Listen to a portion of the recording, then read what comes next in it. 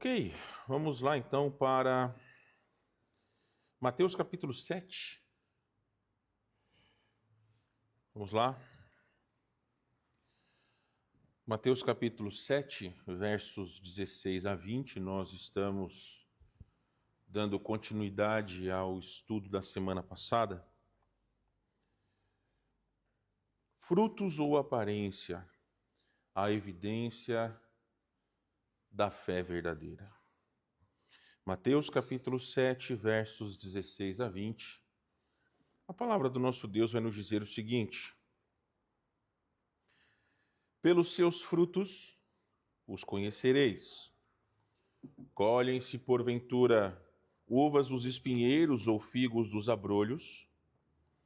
Assim toda árvore boa produz bons frutos, porém a árvore má, frutos maus. Não pode a árvore boa produzir frutos maus, nem a árvore má produzir frutos bons. Toda árvore que não produz bom fruto é cortada e lançada ao fogo.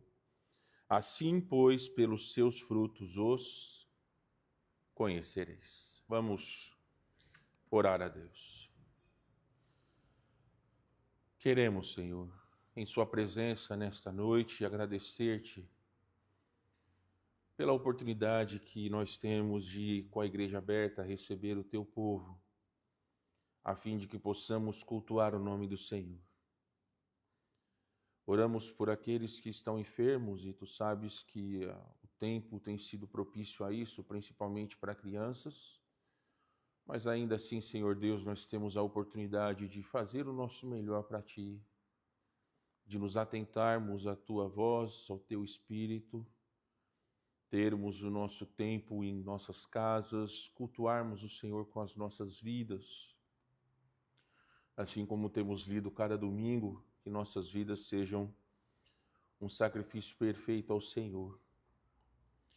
Mas para que essas situações elas sejam alcançadas, ó Deus, é importante que nós possamos observar as nossas vidas e se realmente nós estamos na fé. Nós te agradecemos porque a Tua palavra é a verdade, porque a Tua palavra é o nosso guia, a luz que ilumina o caminho. Então, ó Deus, fala aos corações de todos nós, tanto aqueles que já têm certeza da salvação, quanto aqueles que estão em dúvida ou aqueles que estão barganhando em relação à sua vida espiritual. Nós pedimos, ó Deus, usa as nossas vidas. Nós te agradecemos em nome de Jesus. Amém.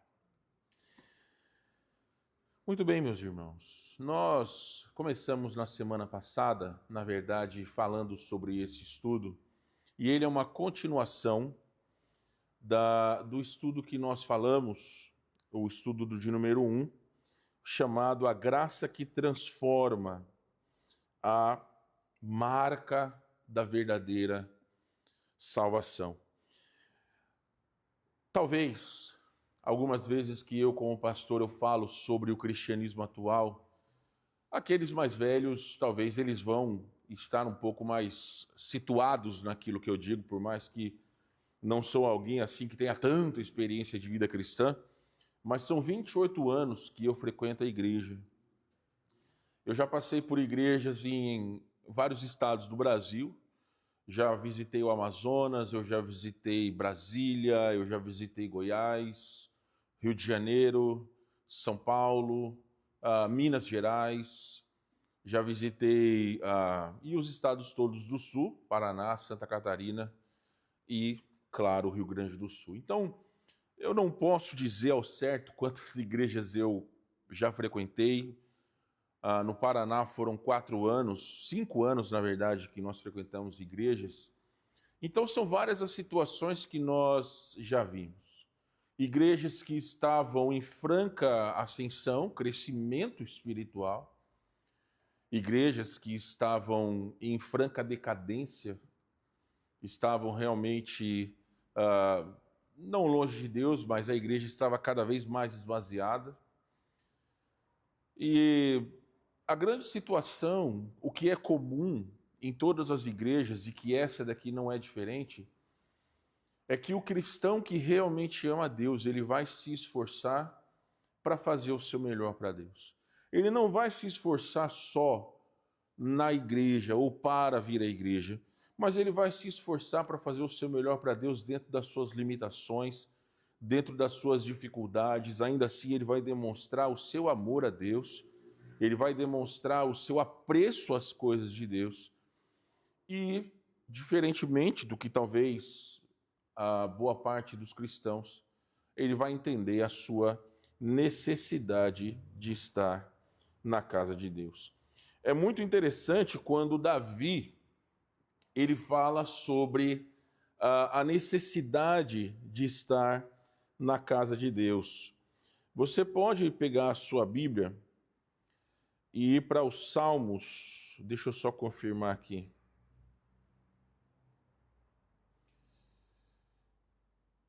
Salmos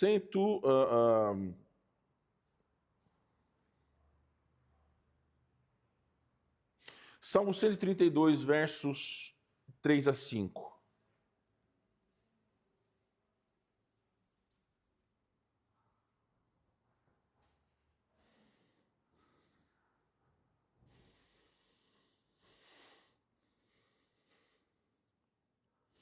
Vamos lá. Aqui nesse salmo, é interessante que ele demonstrava o seu amor pela casa de Deus, o seu sonho em construir um templo como se fora a morada de Deus, mesmo entendendo que Deus estava em todos os lugares. Ele vai dizer: certamente não entrarei em minha casa, nem subirei à minha cama, não deixarei meus olhos dormirem.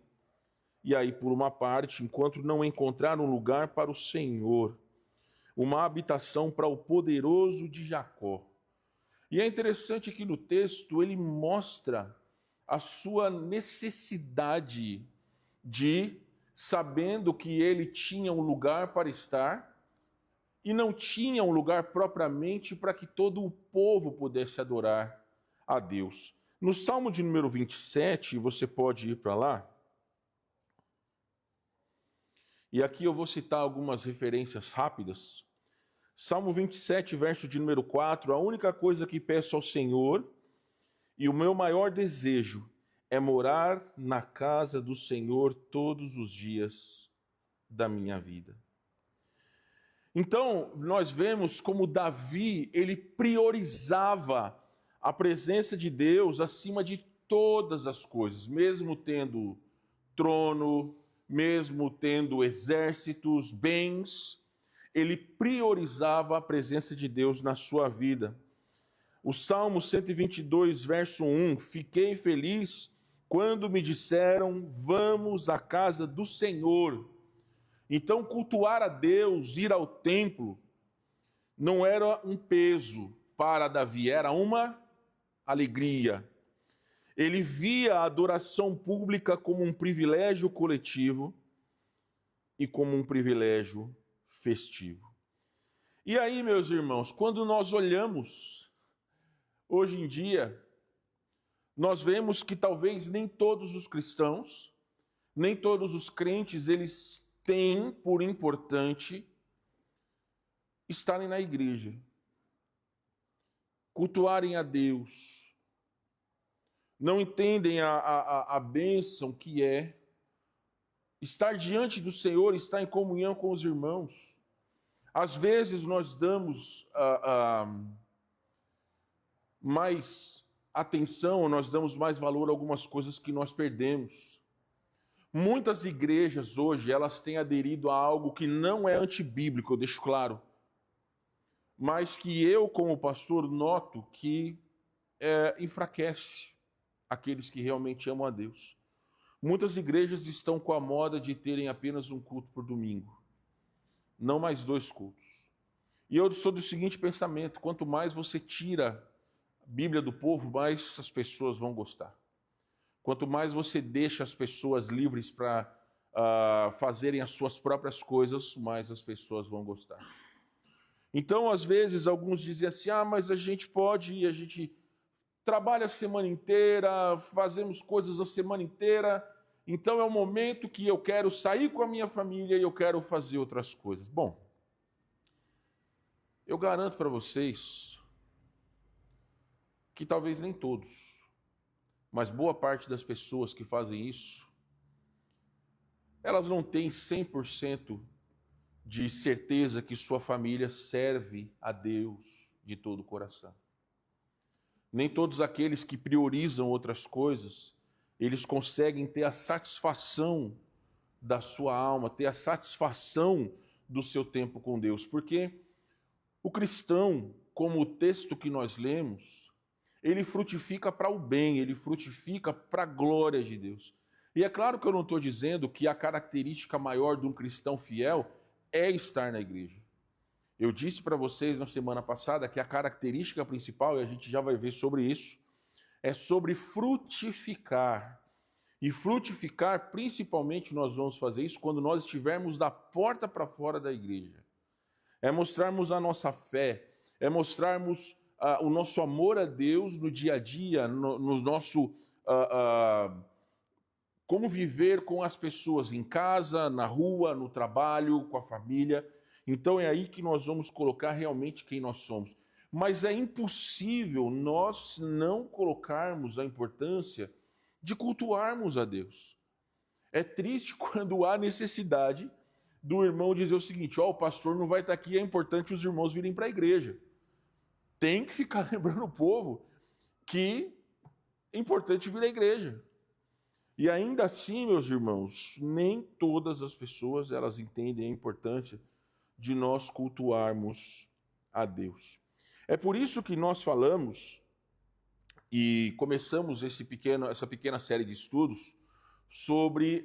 eu não sei, irmão Salomão, passa para mim os 2 próximos slides, porque eu acho que talvez aí está a transmissão. É a nossa pequena série de mensagens falando sobre...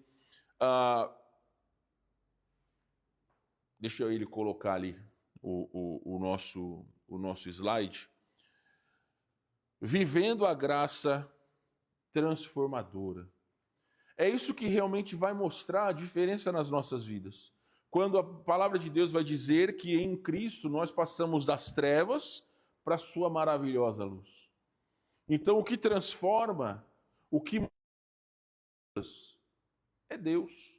Não é uma moral diferente.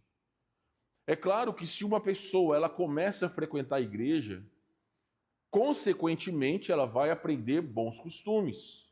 Ela vai aprender a ser moralmente correta diante de Deus e diante das pessoas. Só que moralidade não salva ninguém. E é aí que é a situação. Quando nós chegarmos, ou pelo menos se você crê em Cristo como seu Salvador, se você já o recebeu, já clamou que Ele seja seu Salvador, se arrependeu dos seus pecados, o confessou publicamente, e você crê que ao morrer estará na eternidade com Cristo, talvez quando você olhar e procurar os seus irmãos, e eu creio, até a Esther estava perguntando se nós vamos nos lembrar uns dos outros quando nós estivermos na eternidade, e eu creio que nós vamos nos lembrar uns dos outros.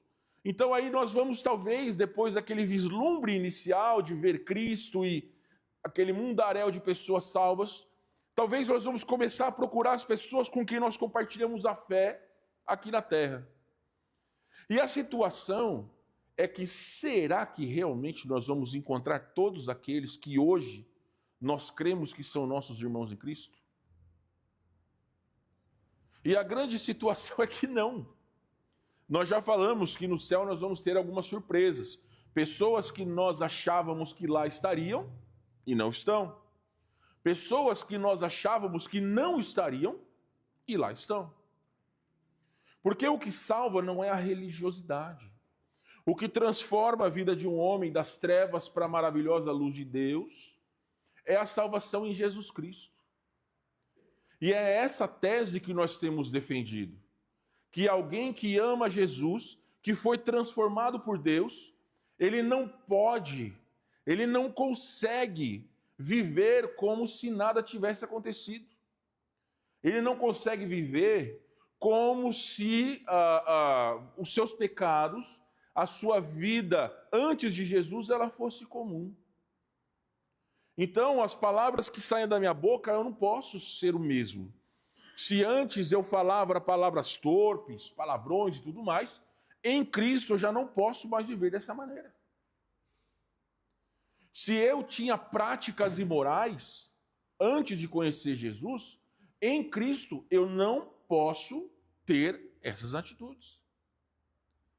Agora, o que dizer de pessoas que caminharam conosco tanto tempo e hoje não só estão afastadas dos caminhos de Deus, mas estão totalmente inseridas no contexto do pecado? Olha, meus irmãos, o apóstolo João, ele respondeu essa indagação em 1 João capítulo 2. Pode abrir sua Bíblia lá.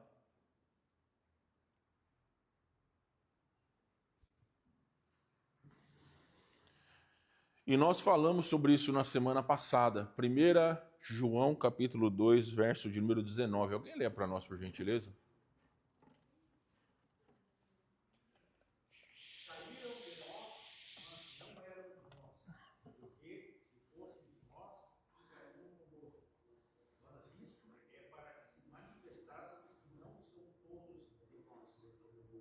O apóstolo João, ele respondeu essa pergunta para a sua audiência, para os destinatários da sua carta. Nem todas as pessoas que estão no meio do povo de Deus são realmente o povo de Deus. Muitas pessoas colocam para fora o que há dentro do seu coração depois de frequentarem a igreja por algum tempo. E aí, queridos, que exatamente nós chegamos ao texto que chegamos. Que pelos frutos você conhece. Eu sou um zero conhecedor de frutas. Eu sou um zero conhecedor do que agora é época. Mas eu sei que existem épocas onde as frutas elas são comuns. Por exemplo, bergamota, melancia. Tem épocas, não é todo ano que tem. Então, você sabe o seguinte: melancia não nasce em árvore, até onde eu sei. Mas limão nasce em árvore. Então você vai procurar as determinadas frutas nos determinados lugares. Um cristão, ele vai mostrar quem ele é através das atitudes que ele demonstra todos os dias. Nós falamos na semana passada, baseado em Mateus 7 e João 15, que o cristão, ele produz frutos duradouros. O não cristão, aquele que não é um verdadeiro cristão, mesmo estando na igreja, ele vive de aparência. Duas lições nós vimos. A primeira é que a minha fé precisa produzir frutos, não só aparência. Mateus capítulo 7, você pode voltar lá, verso 17 e 18, vai dizer que uma árvore boa produz bons frutos, a árvore má produz frutos maus. Então, queridos, o que eu disse a vocês, e nós exemplificamos, falando que existem dois tipos de pessoas. Aqueles que só produzem folhas, como uma árvore, e aqueles que produzem frutos. O que são produzir folhas? Dizemos o seguinte: uma árvore cheia de folhas pode parecer bonita, mas se não tem fruto é inútil. Na vida cristã, as folhas são a aparência religiosa. O que é aparência religiosa? Vir à igreja, cantar hinos, postar versículos nas redes sociais, andar com a Bíblia debaixo do braço e tantas outras situações que talvez a pessoa vai olhar para a vida de alguém e falar: é crente. Aí está um cristão, mas dentro do seu coração nunca conheceu Jesus como seu Salvador. Nós dissemos que fruto é outra coisa diferente. É transformação real. É o fruto do Espírito, amor, alegria, paz, domínio próprio e tantas outras coisas que dizem que nós somos diferentes, como Mateus capítulo 5, verso 16, que vai dizer que assim brilhe diante dos homens a vossa luz. Então, aonde quer que um cristão esteja, ele vai fazer a diferença. Nós demonstraremos o que verdadeiramente há em nossos corações. João capítulo 15, você pode ir para lá, o Evangelho de João capítulo 15. Verso de número 5. Jesus ele vai dizer o seguinte: quem permanece em mim e eu nele, esse dá muito fruto. Estão entendendo, meus irmãos? Aí você pode falar assim, mas pastor, eu não tenho tempo. Será que mundo afora, todas as pessoas que servem a Jesus, todas elas têm tempo? Existem pessoas que pregam o evangelho sem conseguir falar, sem conseguir enxergar, sem conseguir ouvir, sem conseguir andar. Tem pregadores da palavra de Deus que não conseguem se locomover com facilidade, estão em cadeiras de rodas. Pessoas até mesmo que sofrem de doenças terríveis, mas aonde elas estão, de alguma forma elas estão pregando o evangelho. Um exemplo que nós temos, o nosso próprio irmão Paulo Barbosa, dentro das suas possibilidades, até o final da sua vida, ele estava pregando o evangelho. Pelo que eu me lembro, ele estava lendo sua Bíblia no momento que Deus o chamou para a eternidade.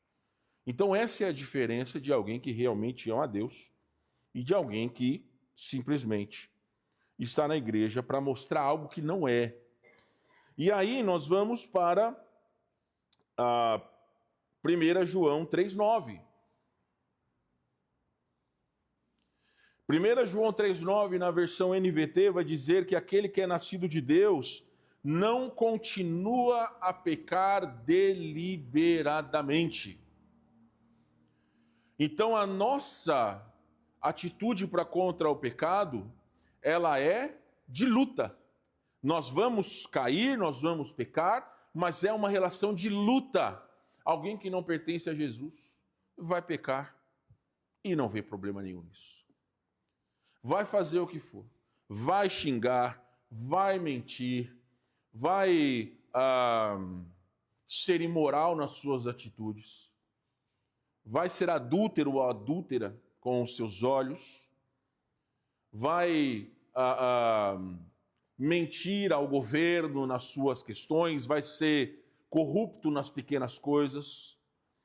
E isso vai ser comum, porque talvez vão dizer assim, mas todo mundo faz. Todo mundo faz e todo mundo tem problema. Uma situação, meus irmãos, que por vezes você vê o seguinte, quando você está andando numa estrada e tomba uma carreta, pode ser o lugar que for, inóspito que for, sai gente de tudo quanto é buraco para poder saquear a carga. Esses dias eu estava vendo um caminhão de televisores que virou e o pessoal estava parando o carro na rodovia para saquear a carga. Aí você pode olhar aquele monte de televisão e você pode dizer agora eu se dei bem, português bem errado, agora eu se dei bem. Pega lá 2, 3 televisões lá, mas todo mundo está pegando. Qual que é o problema? O problema é que o cristão ele tem algo que falta ao não cristão. Ele tem algo que dentro do seu coração, o Espírito Santo ele vai agir em sua vida, chamado integridade. Integridade é você fazer o certo mesmo quando ninguém está olhando.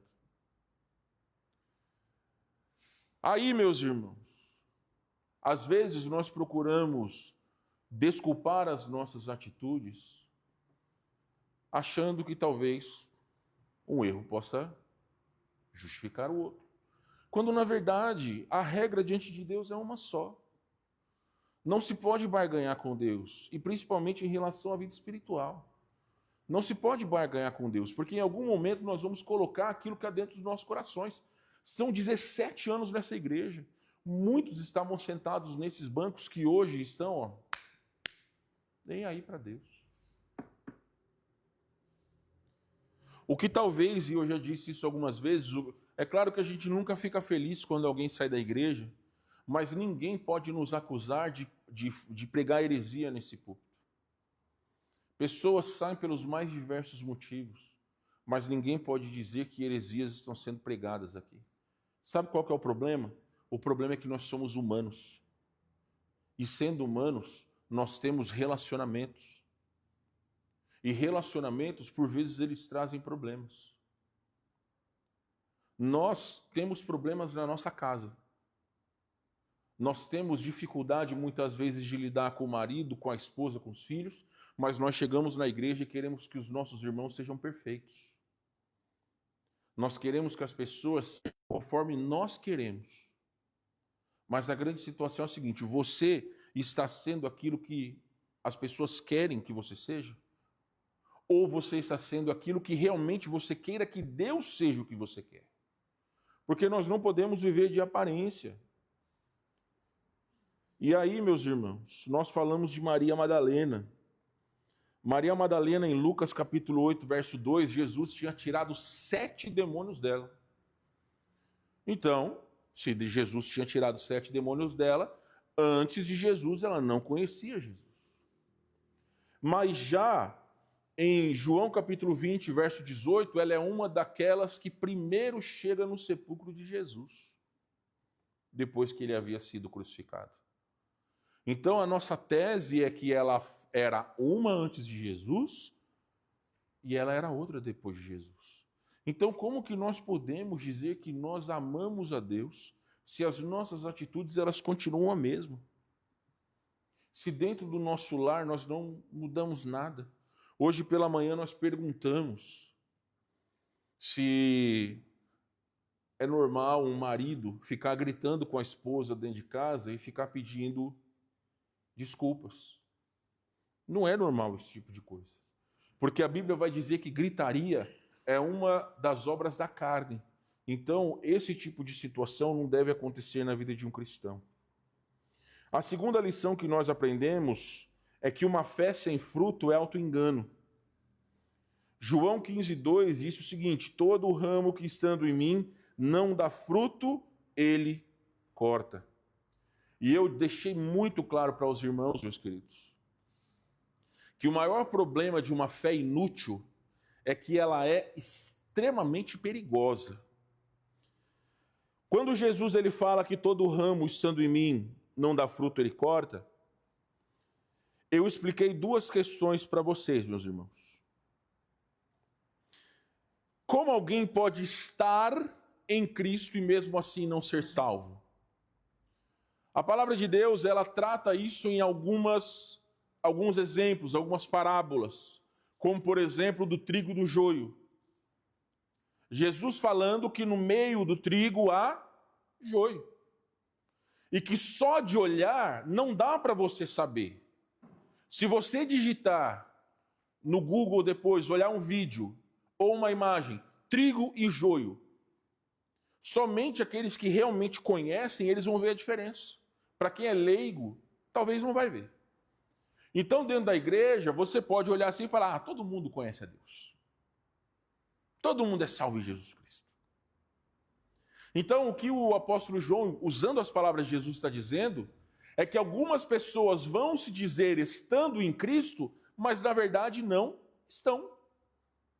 E isso é tratado no próprio capítulo de Mateus, capítulo 7, você não precisa abrir, mas versos 21 a 23, nem todo o que me diz, Senhor, Senhor, entrará no reino dos céus, mas aquele que faz a vontade de meu Pai que está nos céus.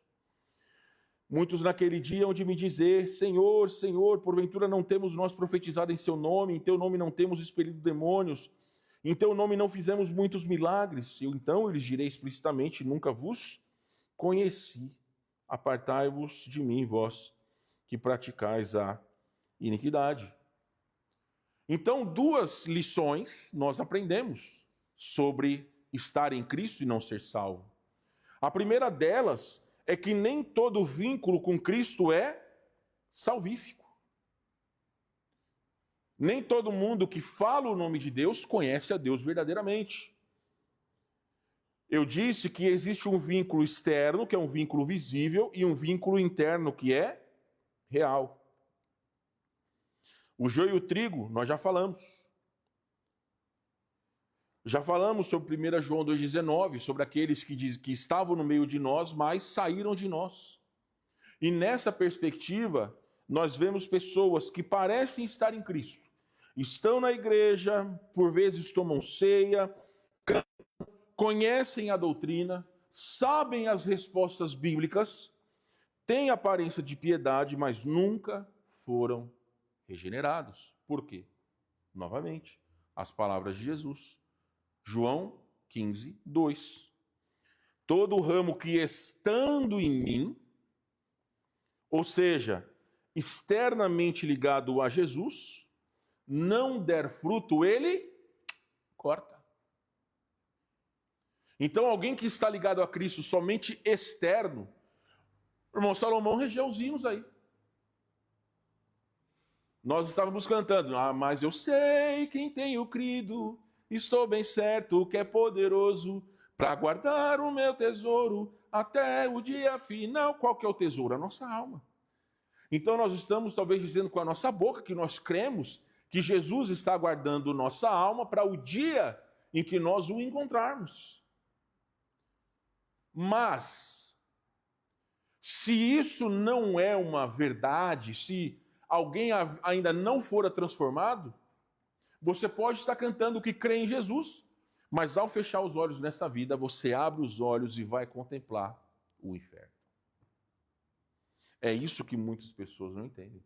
Estar na igreja não faz de ninguém um cristão. Por um tempo na minha vida eu tinha um carro que praticamente vivia no mecânico todo mês. E eu tinha que ir no mecânico algumas vezes para ver o que acontecia. Só que mesmo estando na mecânica algumas vezes e acompanhando um pouco do trabalho, aquilo não me fez um mecânico. Eu não virei especialista. Então, da mesma forma que estando na oficina não me faz um mecânico, estando na igreja não me faz um cristão. Algumas vezes são pessoas que, infelizmente, vivem de aparência. E nós terminamos falando que a prova da verdadeira salvação é o fruto, não a aparência. E aí, meus irmãos, eu disse que fruto é evidência da regeneração. Folha é aparência de religiosidade. Talvez é isso que é o maior problema hoje. Muitas pessoas são religiosas em seu interior, achando que talvez, estando na igreja, pegando sua Bíblia aqui e ali, orando por uma coisa ou outra, faz de você um cristão, quando na verdade só te afasta de Deus. Existe uma diferença entre aqueles que foram salvos por Cristo, quando no decorrer da sua vida, para aqueles que nasceram no lar cristão. Aqueles que nasceram no lar cristão, por vezes, não vão entender o peso que o pecado traz para aqueles que foram salvos, assim como eu, no decorrer da sua vida. E aí é difícil porque não sabe, não teve aquela experiência com o pecado, e por vezes alguns filhos de crentes acabam se afastando de Deus. E eu vou dizer para vocês que atualmente, infelizmente, essa é uma questão meio comum. Muitos filhos de crentes, aqui do Rio Grande do Sul, alguns filhos de pastores se afastaram dos caminhos de Deus, não querem saber de Deus. O problema é que aproveitar a vida só vai te fazer aproveitar os anos que você estiver aqui. Nós não temos um conceito de eternidade porque não tem nada que seja eterno. Mas a palavra de Deus fala sobre a vida eterna daqueles que estão em Jesus. sobre a crença que nós temos de que em Jesus nós estamos seguros por toda a eternidade. Então, alguns estão trocando o eterno pelo imediato. Algumas vezes, alguns pastores usam essa frase, né? Não sacrifique o eterno no altar do imediato. E muitas vezes é o que tem sido feito. E hoje, meus irmãos, depois de praticamente essa grande introdução, a nossa última lição sobre esse tema, frutos ou aparência, a evidência da fé verdadeira, é que frutos exigem intencionalidade e disciplina. Vai para João capítulo 15 novamente, por favor.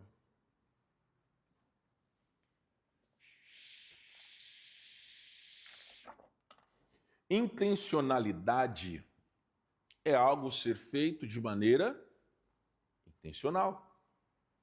Fazer porque você quer, porque você entende que é algo bom para você. Então, João capítulo 15, versos 4 e 5, você pode me acompanhar. Permanecei em mim e eu permanecerei em vós.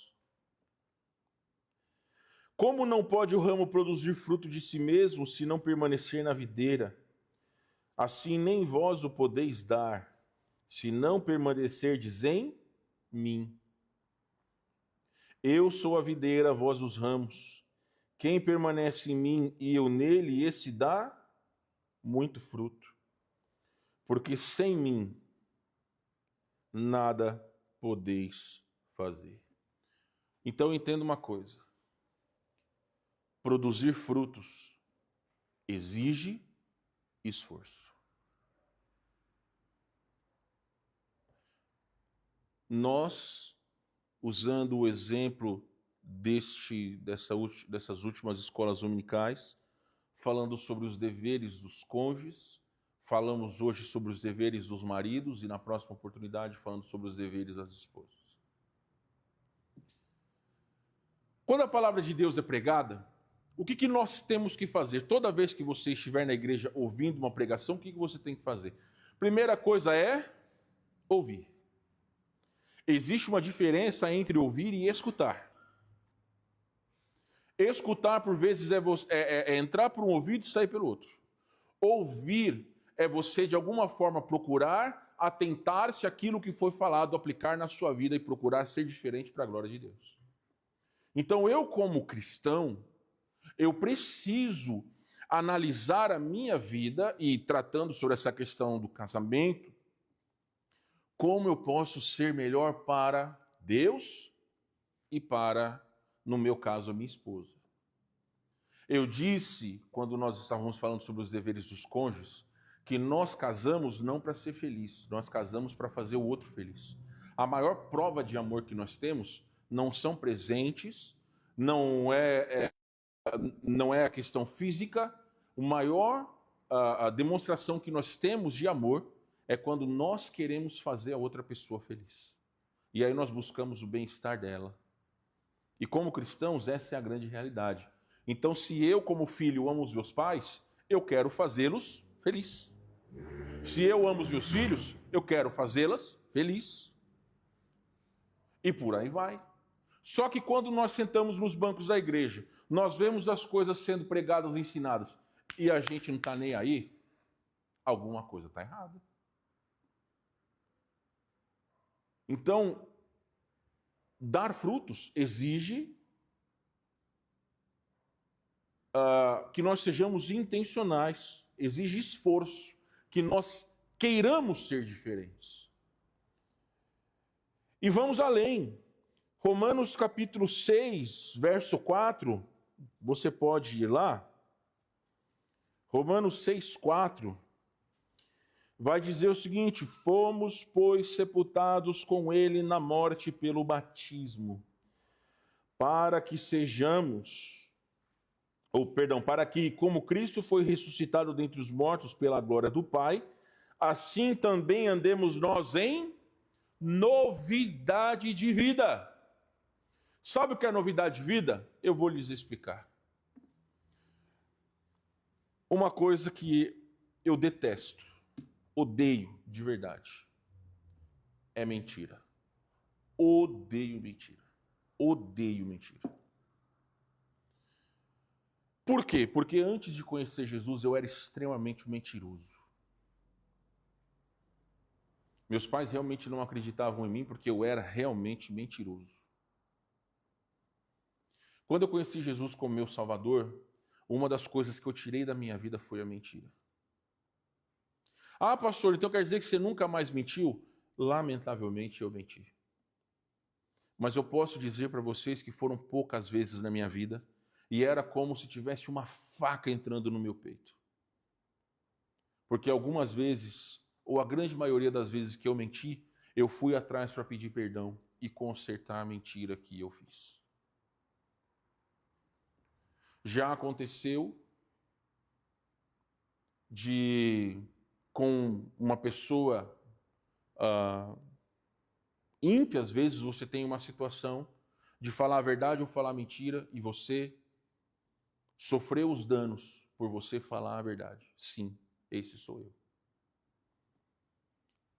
Estava no mercado esses dias, ou na verdade estava esperando um rapaz sair da vaga, e aí eu dei ré no meu carro. Pela câmera de ré, eu vi que eu parei a poucos centímetros do carro de trás. Quem conhece meu carro sabe, eu tenho aquela engate, né? Meu carro é automático. E eu achei que eu tinha tirado da ré e tinha colocado para ele avançar, quando na verdade eu deixei no neutro. Então, quando eu acelerei, o carro foi para trás e eu bati no carro de trás. E aí eu quebrei uma parte do para-choque do camarada. Ele não estava lá. O cara estava no mercado. Eu podia ter feito como já fizeram comigo. Já bateram no meu carro, já riscaram o meu carro. E foram embora. Olha, meus irmãos. Fiquei lá, esperando o camarada. Dei meu número para ele. E procurando resolver essas situações. Eu digo isso para vocês não porque eu quero me mostrar alguém melhor. Eu estou exemplificando como, por vezes, nós somos íntegros. Nós demonstramos que nós somos diferentes daquilo que nós éramos. A grande maioria das pessoas vai olhar e fazer como eu disse para vocês. Eu estava no Zafra esses dias, dentro do meu carro, o camarada esfregou no meu carro e fugiu. Infelizmente é assim. O problema é quando os cristãos são dessa maneira. Esse é o problema. Uma das coisas difíceis é quando a gente, por vezes, contrata os irmãos da igreja para fazerem certos serviços. Como é que depois você vai cobrar o irmão da igreja, sendo que você vai estar com ele todo domingo, se ele faz um serviço meia boca? E aí? Como é que vai ser? Isso acontece muito, infelizmente. Mas a situação que eu digo para vocês é isso, novidade de vida é ser totalmente diferente. Então, uma das coisas que você pode olhar se realmente você entregou sua vida a Jesus é o que você é hoje, as suas atitudes hoje. Se tem alguém que se diz cristão, mas anda flertando com a mentira ou com as coisas imorais, será que realmente entregou a sua vida a Jesus? Além do mais, meus irmãos, nós temos o exemplo de Filipenses capítulo 2, verso 12 e 13. Vai para lá, por favor. Então, enquanto vocês estão indo para Filipenses 2, 12 e 13, é importante entender o seguinte: novidade de vida não vem sem esforço. Eu falei para vocês que eu era muito mentiroso. Vocês acham que eu nunca tive vontade de mentir? Sim. Mas sabendo que nós estamos em Cristo, nós vamos falar a verdade. Então nós temos sempre a oportunidade de nos esforçar em mostrar quem nós somos. Filipenses 2, 12 e 13 vai dizer o seguinte: assim, pois, amados meus, como sempre obedecestes, não só na minha presença, porém muito mais agora na minha ausência, desenvolvei a vossa salvação com temor e tremor, porque Deus é quem efetua em vós tanto querer como realizar, segundo a sua boa vontade. Então, meus queridos, o que é desenvolver a salvação? Disciplinas espirituais, elas são importantes. Até onde eu sei, o irmão Salomão estava explicando sobre música para os jovens, né? A situação é a seguinte: se nós temos alguém que entende de determinada área, nós temos que nos atentar. A situação não é se eu concordo ou não. A situação é se a minha crença está baseada em princípios bíblicos. Porque o problema do crente hoje é basear sua doutrina naquilo que gosta. Nós falamos esses dias, há um tempo atrás, alguns meses atrás, sobre a teologia do achismo. Eu confesso a vocês que eu não me lembro com quem eu estava falando, que estava dizendo o seguinte: pastor, em casa a gente não tem árvore de Natal porque vai escandalizar a família. Por quê? É pecado ter árvore de Natal? Não. É pecado o crente se fantasiar de Papai Noel? Vamos dizer, o Paulo quer se fantasiar lá para o Luca. Ele pode fazer? Será que é pecado? Olha, meus irmãos, algumas coisas, algumas pessoas podem considerar pecado. Mas que para nossa salvação isso não tem necessidade nenhuma. Algumas pessoas elas vão achar que devem, outras que não devem, só que a nossa fé deve ser baseada na palavra de Deus. Agora, hoje em dia existe uma vertente muito grande dos desigrejados que acham que você não precisa vir para a igreja. Eles acham que você pode, na sua casa,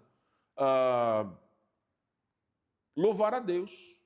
Essa é uma meia-verdade, porque existem princípios dos quais nós lemos, alguns deles, como Davi dizendo sobre a importância e o amor que ele tinha de estar na casa de Deus, o mandamento de estar na igreja. Então, alguém que defende que você não precisa vir à igreja é um preguiçoso. Isso é fato. A pandemia deu para alguns a possibilidade de ficar em casa assistindo pela internet. Isso é um problema? Não. Mas se a pessoa ela não sai de casa só para ficar assistindo pela internet, aí tem um problema. Porque a Bíblia fala sobre o cristianismo como sendo relacionamento. Então, desenvolver a salvação é o quê? É mergulhar na palavra de Deus. É orar com fervor. É servir com amor. É buscar a santificação diariamente. 4 pilares da vida cristã. 4. Ler a palavra, orar, servir e buscar a santificação. Buscar a santificação é procurarmos não só eliminar os pecados das nossas vidas, mas também picar mula quando eles aparecerem diante dos nossos olhos. E eu posso dizer para vocês que talvez são 5 disciplinas espirituais importantes. Ler a palavra de Deus, falar com Deus, servir uns aos outros, buscar a santificação e estar na igreja. Esses são os 5 pilares principais da vida de um cristão. 4 deles nós fazemos em casa. 1 nós fazemos vir à igreja. Então você pode usar os seus dedos para saber os pilares da vida cristã. Vamos tentar? O primeiro é... Vamos tentar de novo? 8 e 9 da noite, domingo, dia 20 de julho. Estão acordados? Vamos tentar? Qual que é o primeiro pilar da vida cristã? A leitura da palavra. Qual é o segundo pilar da vida cristã? A oração. O terceiro pilar da vida cristã é servir uns aos outros. O quarto pilar da vida cristã é qual? Buscar a santificação. Santificação é um processo que nós buscamos ser iguais a Cristo. E, em quinto lugar, estar na igreja. Tem a música da Eliana dos dedinhos, não tem? Se você olhar para a sua mão, você pode saber quais são os pilares da vida cristã. E aí você vai entender se realmente você ama a Deus ou não. Porque se alguma dessas coisas, se elas não são presentes, porque tem muito cristão aí que é totalmente inoperante na sua vida cristã. Mas se você não sente necessidade em alguns desses 5 pilares, alguma coisa está errada. Alguma coisa está errada. Então, o que muitos crentes fazem? Lembra? Muitos crentes fazem o quê? Limitam a Deus ao domingo. Se nós temos uma base com 5 colunas, limitar a Deus ao domingo é um grande problema. Eu não sou construtor, mas se você olhar aqui nessa igreja, olha o tamanho das colunas que tem aqui. Só você olhar aí nas paredes, olha o tamanho das colunas que tem aqui. Sustentam todo esse prédio. São colunas que são firmes. O cristão, ele tem 5 colunas na sua vida.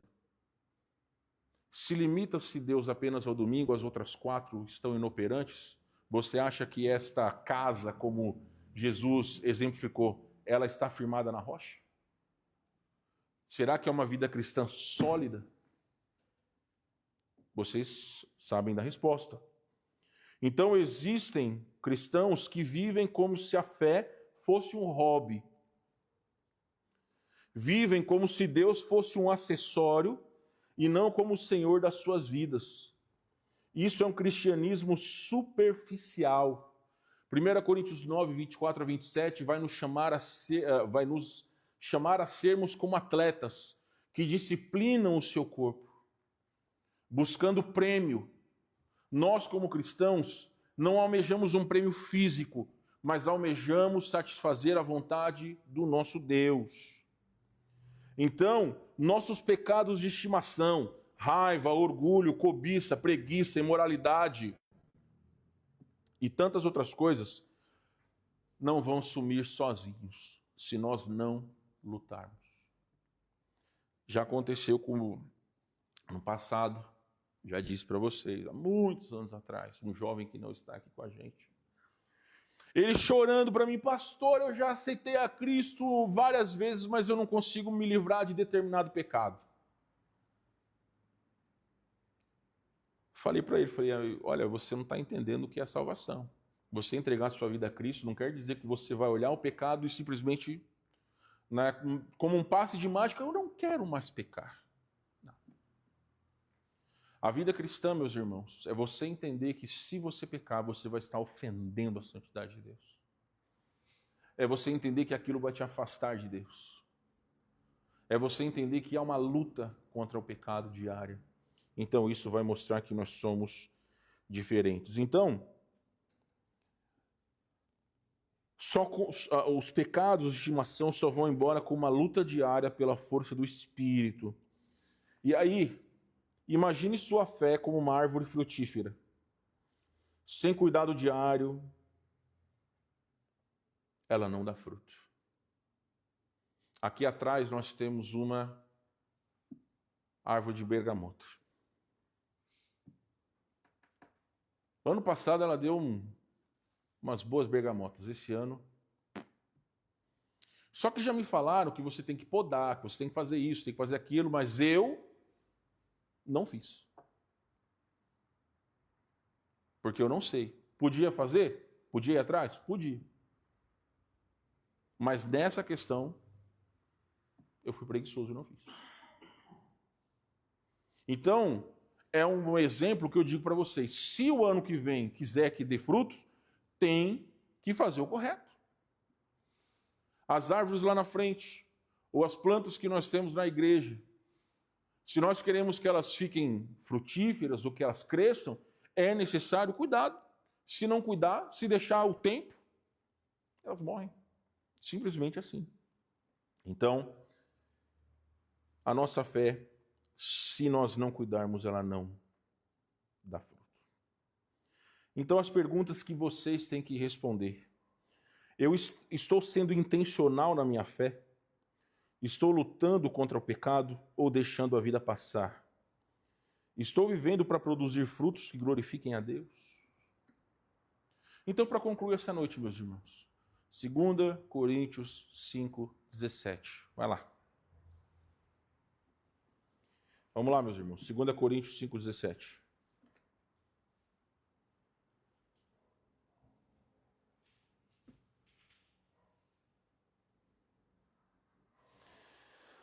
A palavra de Deus vai dizer que se alguém está em Cristo, é nova criatura. As coisas antigas já passaram e eis que se fizeram novas. Então, a fé do genuíno cristão, ela precisa refletir essa novidade.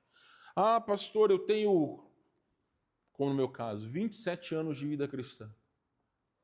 Ainda preciso demonstrar que eu sou diferente daquilo que eu era no passado. Eu não posso viver como se nada tivesse acontecendo, se nada tivesse acontecido. Então, os textos de Mateus 7 e João 15 nos confrontam a responder para nós mesmos: será que nós estamos dando frutos? Ou será que nós somos apenas religiosos e estamos vivendo de aparência? Eu posso enganar os outros com aparência, mas eu não posso enganar a Deus. Só os salvos que estão realmente unidos a Cristo, de forma vital e espiritual, eles podem frutificar. Porém, há pessoas que estão ligadas a Jesus externamente, por fazerem parte da igreja, estão aí nos domingos, podem professar a fé, podem parecer discípulos de Cristo, mas nunca foram salvos. Por quê? Infelizmente, não confessaram a Jesus como seu Senhor, e as suas vidas de não frutificar é a maneira clara de que nunca foram salvos. E aí aplica-se Mateus 7, 21 a 23, nem todo aquele que me diz Senhor há de entrar no reino dos céus. Então, meus queridos irmãos, se eu não vejo frutos, ou se não vier frutos, você precisa se arrepender, precisa buscar a graça transformadora de Deus. A minha sugestão é a seguinte: se você não sabe qual é o destino da sua alma, se talvez você não sabe se você já passou das trevas para a maravilhosa luz de Deus, é tempo de colocar os joelhos no chão e orar a Deus. Romanos capítulo 8 vai dizer que o Espírito Santo testifica com o nosso espírito que nós somos filhos de Deus. Então, a melhor maneira de saber é orar, é clamar a Deus: Senhor, se eu não conheço Jesus como Salvador, eu preciso que o Senhor me dê essa convicção. Eu preciso que o Senhor demonstre, fala ao meu coração. Foi exatamente assim que eu fiz. Foi exatamente assim que eu tive a convicção de que eu não era um cristão verdadeiro. E por alguns anos eu lutei com essa situação até o dia que realmente eu entreguei a minha vida a Jesus. E eu sei que eu não sou único. Eu sei que isso acontece porque quando eu dei esse testemunho lá em Barueri, 2 pessoas que estavam na igreja há tempos, elas tinham esse mesmo problema, mas tinham vergonha de dizer que nunca tinham conhecido Jesus. E na noite que eu preguei, que eu ensinei, elas entregaram a sua vida a Cristo. Então, talvez possa ser o caso de alguns de vocês hoje. Não interessando a sua idade, não interessando o seu tempo de igreja, não interessando a sua posição na igreja. Se você nunca fez uma decisão a Cristo, você precisa resolver essa questão imediatamente. Você pode falar comigo depois do culto, pode nos procurar pelas redes sociais. Queremos aí ter o prazer de abrir a Bíblia e poder mostrar a você como você pode receber Jesus como seu Salvador. Baixe sua cabeça, feche seus olhos, vamos orar. Peço, Senhor Deus, que o Espírito Santo possa dar essa convicção a todos aqueles que não têm Jesus como Senhor e Salvador. Porque a tua palavra diz que o Espírito Santo é quem vai dar o entendimento sobre o pecado, a justiça e o juízo. para aqueles que não têm Cristo, e talvez nesse momento o Senhor já está fazendo isso, colocando essas dúvidas na cabeça de pessoas. Mas talvez, ó Deus, existem cristãos que estão tão longe do Senhor por essa falta desses pilares nas suas vidas, que podem trazer dúvidas também ao seu coração, e para isso o importante é orar, é buscar ao Senhor. Sem essas colunas, ó Deus, sem a palavra, sem a oração, sem o serviço, sem a santificação, sem a igreja, a vida do cristão ela vai definhar, ela vai enfraquecer. Então o Senhor, que sonda mentes e corações, dê essa convicção a nós, Senhor. Ajuda-nos. Mostra-nos se nós estamos em Ti ou se vivemos de aparência. É o que nós pedimos em nome de Jesus. Amém.